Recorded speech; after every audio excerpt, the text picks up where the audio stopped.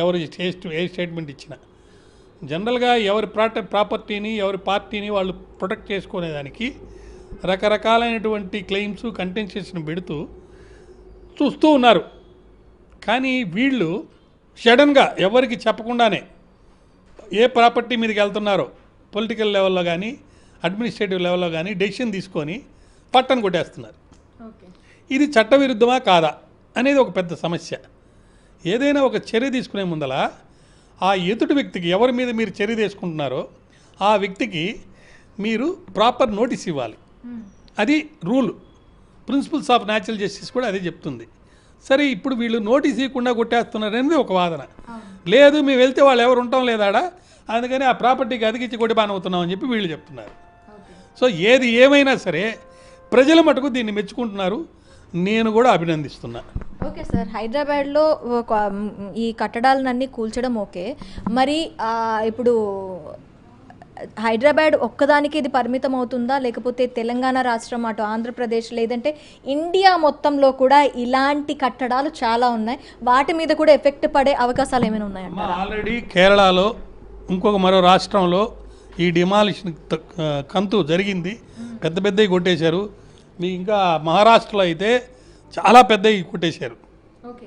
కాబట్టి ఇది కొనసాగేదే. సుప్రీంకోర్టు వాళ్ళ తీర్పుల ప్రకారము, తర్వాత ఈకో సిస్టంలో తీర్పుల దాన్ని డిస్టర్బెన్స్ జరిగితే కొన్ని చట్టాలు ఉన్నాయి. ఆ చట్టాలు అమలు జరిపేటప్పుడు తర్వాత ఇంటర్నేషనల్గా కూడా మనం కోవినింటివి. ఇప్పుడు మొన్న కోవిడ్ వచ్చింది, అప్పుడు మొత్తం ప్రపంచమంతా ఒకటిగా ఆలోచించింది అందరినీ కాపాడేదానికోసం. సో అట్లాంటి పరిస్థితి ఇప్పుడు ఈకో సిస్టంలో వచ్చింది. అది వచ్చింది కాబట్టి ఖచ్చితంగా ఇది ముందుకెళ్తుంది.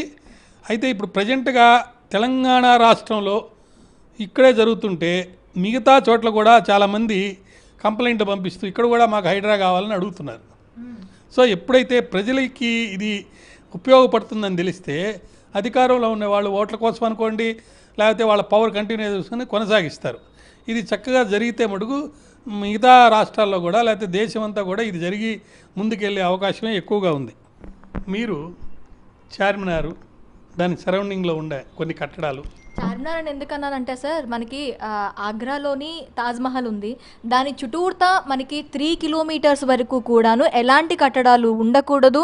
అండ్ ఆ జోన్లోకి వెళ్ళేటప్పుడు వెహికల్స్ కూడాను అలో చేయకూడదు, వెహికల్స్ని కూడా అలో చేయరు 1 కిలోమీటర్ వరకు.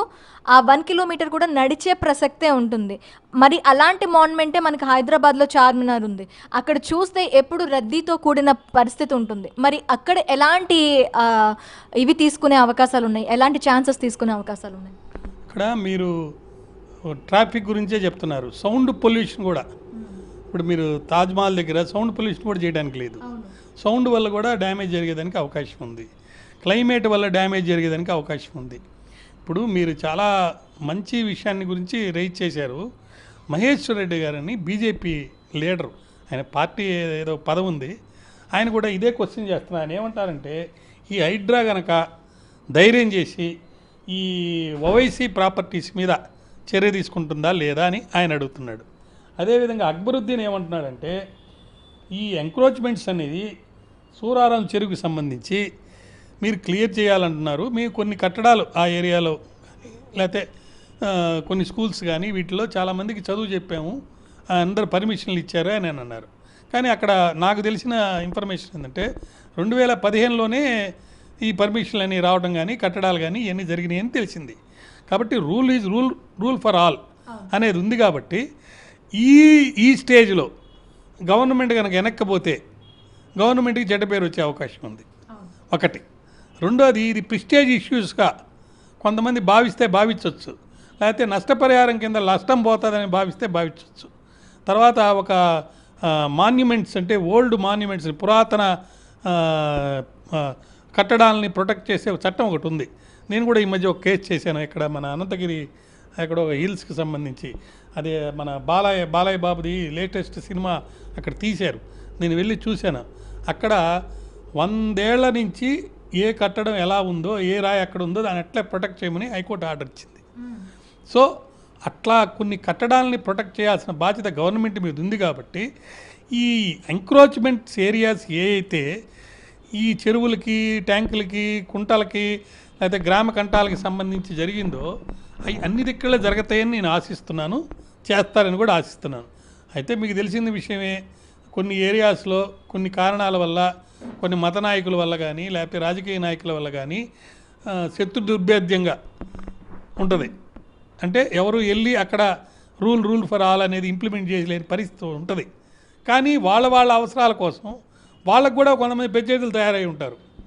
వాళ్ళు వీళ్ళకి సపోర్ట్ చేస్తారు గవర్నమెంట్కి. వాళ్ళ సపోర్ట్ తోటి వాళ్ళ అవసరాల నిమిత్తం గవర్నమెంట్ తెలివిగా అక్కడ కూడా కొంత లా ఇంప్లిమెంటేషన్ అనేది ముందుకు తీసుకెళ్తుందని నేను ఆశిస్తున్నాను.